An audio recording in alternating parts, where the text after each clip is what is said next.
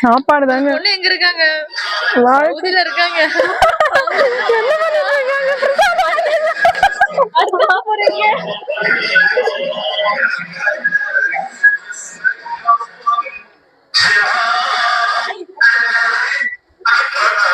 இது வந்து நம்ம தேடி வரல, நமக்காக வந்தது. அதனால பேன் கேக் நல்லா இருந்தது. எது இது? நான் டேஸ்ட் பண்றேன் இப்பதான். கூட இது கூட இந்த கவா வந்து குடிச்சுக்கணும். பர்ச்சேஸா? நான் வரவே வரலையே.